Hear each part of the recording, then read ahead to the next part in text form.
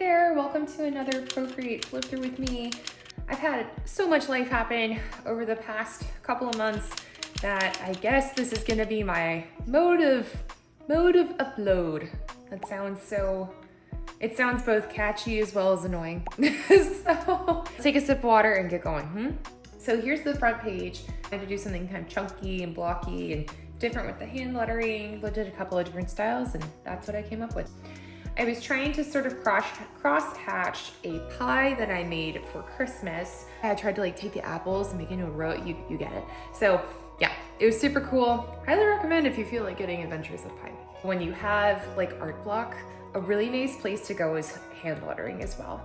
Just to do something creative. I went back to visit some family over the holidays, and Bourbon and Toulouse is one of my all-time favorite Cajun restaurants, and we got to eat there. That's part of the reason I love drawing, is you get to chronicle your life through your artistic lens, not somebody else's, it's yours, and so this is how I remember that day. This is how I remember that time. I wanted to draw Aang because he just looked, I don't know, I love this character, and I was kind of just building shapes. Again, if you have art block, a really good place to start is hand lettering and just working with hand lettering and spreads and colors, right? I was trying to study bears, and I want to go back and study more bears because they're so beautiful, and so their shapes, this chunky shape feeling. Their shapes are very chunky, very fun.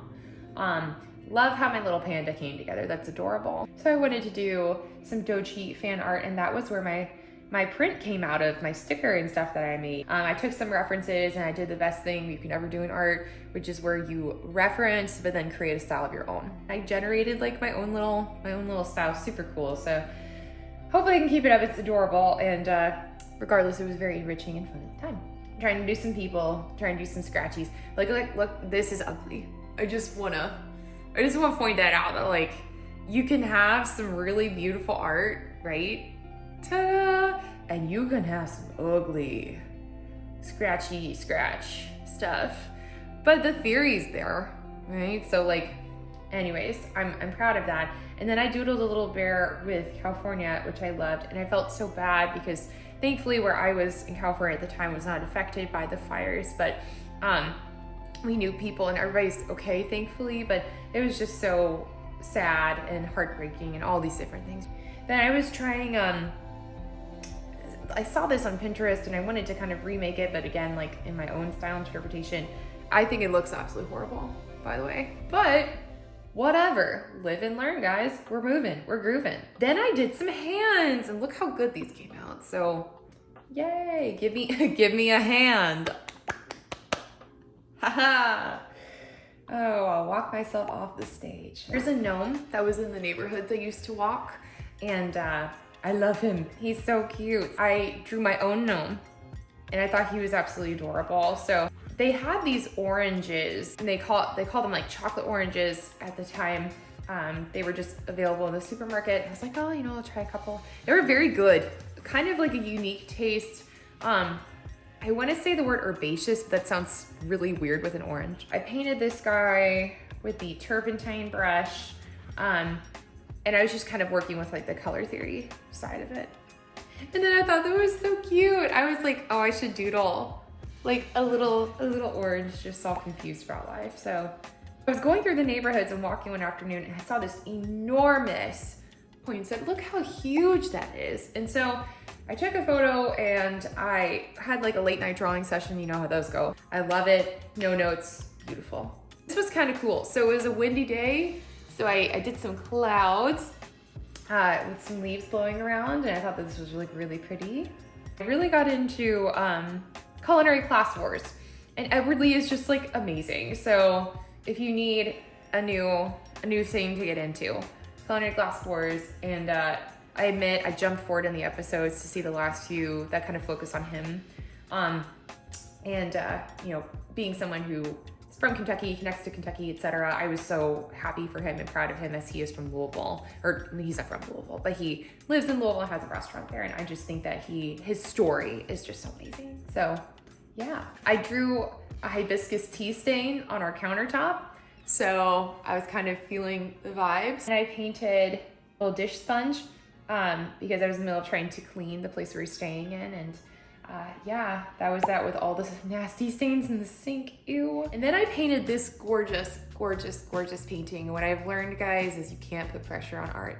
You can want to do well, and you can want to study, and you can want to do well, and that's totally good and normal and helpful to like your pursuits to keep you pushing.